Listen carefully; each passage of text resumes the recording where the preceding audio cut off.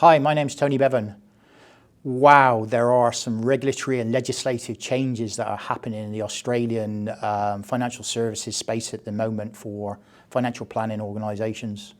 We've seen a number of changes happen over the last 12 to 18 months, and we're seeing a magnitude of change that is about to hit Australia. It's quite worrying when you actually look at the amount of change, but there are a number of things that I see that are going to be quite positive moving forward. Now, obviously, at the moment, there are things like Code of Ethics, FASEA, and different changes that are happening, as well as our educational changes with the grad diploma. But what I wanted to do was just touch on some of the synergies of things that are happening.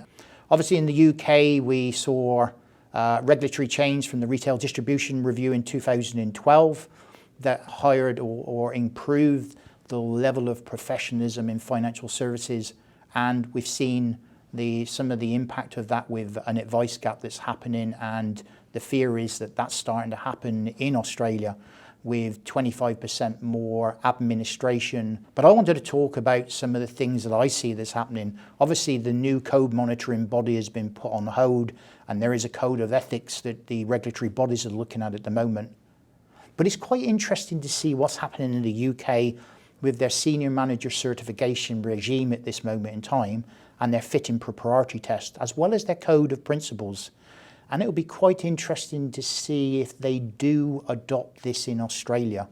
So the senior manager certification regime in the UK is basically, it's any approved functionality, and that can be anything from financial advisors to head of audits to head of HR to CEOs, etc.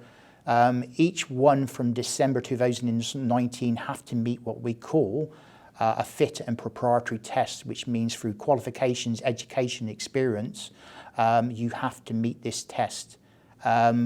Each individual organisation will be responsible for this, and they have to apply to the FCA or have grandfathering arrangements at the moment, but will need to adhere to this on a yearly basis, which I believe will increase the amount of qualifications of professionalism that will flow through in compliance functions and all different functions of the organisation. Separately, the FCA have got a code of principles which overlays their regulatory obligations, etc., and actually covers off in great detail the ethics and the right thing to do. Not what you should do, but what you really need to do from an ethical context. Now, that's going to be quite interesting if that flows over to Australia over the next 12 to 18 months, because that will then look at things not just like responsible manager roles, but throughout an organisation where we could potentially have a code of principles that is very similar to the code of ethics that's being proposed at the moment.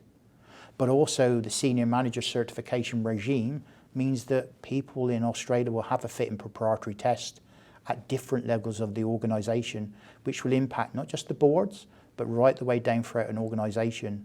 Is it a good thing?